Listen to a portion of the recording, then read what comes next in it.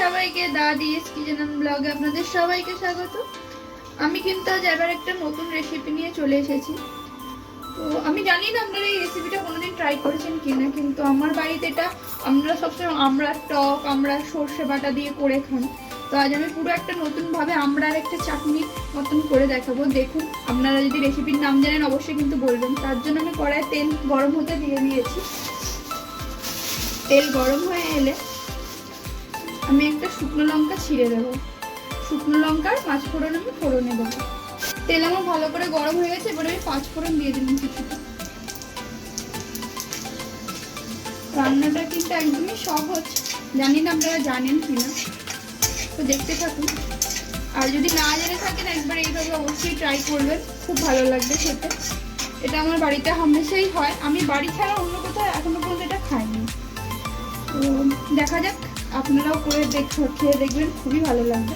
তো এবারে ফোড়নের মধ্যে আমড়াগুলো দিয়ে দেবো। আমড়াটি আমি ছোটো ছোটো করে কেটে রেখেছি, ছোটো ছোটো করে কুচি করে রেখেছি, যাতে তাড়াতাড়ি সেদ্ধ হয়ে যাবে এই জন্য। তো এরপর আমি পরিমাণ মতো লবণটা দেবো।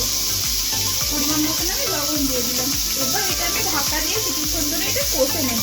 আমড়াগুলো খানিকটা কালারটা একটু বদলে যাবে আর একটু সেদ্ধ হয়ে আসবে, ততক্ষণ আমি একটা পেস্ট বানিয়ে নেবো। চলুন সেই পেস্টের দিকে যাওয়া যায়। তো দেখুন, কিছুটা পরিমাণে তিল আমি মিক্সিং জারে নিয়ে নিয়েছি, শুধুমাত্র তিল নিয়েছি। এইটাকে আমি এবার জল দিয়ে একটা পেস্ট বানিয়ে নেব। দেখুন, আমার আমড়াগুলো কিন্তু খুব ভালো করে কষা হয়ে গেছে, অনেকটা কালারও চেঞ্জ করেছে। এখানে কিন্তু কোনো হলুদ ইউজ আমার হবে না। তো এটা 10% মতো ফুকো হয়ে গেছে। তো এরপর আমি এটাকে জল দিয়ে এটা একটু ভালো করে কষবো, যাতে আমড়াগুলো ভালোভাবে সেদ্ধ হয়ে যায়। জলটা কিন্তু অল্প পরিমাণেরই দেবো, বেশি জল দেবো না। এবার এটা সেদ্ধ হতে আমি দেবো।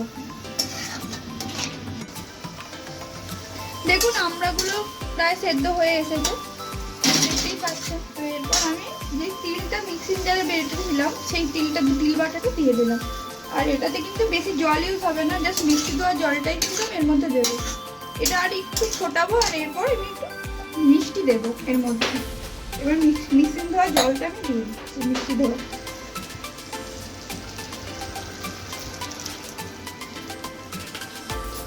এবার একটু ফুটুক, তিলের গন্ধ, কাঁচা গন্ধটা চলে যাক, তারপর আমি একটু চিনি দেবো। আপনারা তো অনেক সময় আমরা আচার, চাটনি এসব করে খান, একবার এটা অবশ্যই ট্রাই করবেন। আপনাদেরকে কথা দিচ্ছি, আপনারা বলবেন বারবার খাই, খুব ভালো লাগে কিন্তু এটা খেতে। ঝোলটা পুরো ফুটে গেছে, তিলের কাঁচা গন্ধ অনেকটা চলে গেছে। এই মুহূর্তে আমি স্বাদ অনুযায়ী মিশিয়ে দিচ্ছি। আপনারা যে যতটা মিষ্টি খাবেন সেই অনুযায়ী মিষ্টিটা দেবেন। আমি এখানে 2 চামচ মিষ্টি দিলাম। এরপরে মিষ্টিটা, চিনিটা গলে যাবে এবং একটু ফুটবে, তারপর আমরা এটা নামিয়ে নিলেই হয়ে যাবে। তো হয়েই গেছে আমার জিনিসটা, আমি নামিয়ে নেবো। তার আগে শুধু ওপর থেকে একটু ভাজা মশলা ছড়িয়ে দিলাম।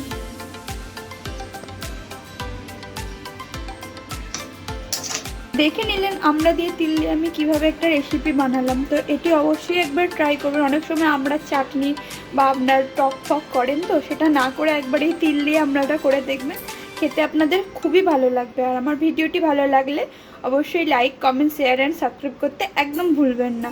আর পাশের বেল আইকনটা ক্লিক করে রাখবেন, যাতে আমি যখনই ভিডিও আপলোড করি যাতে সবার আগে আপনারা দেখতে পান।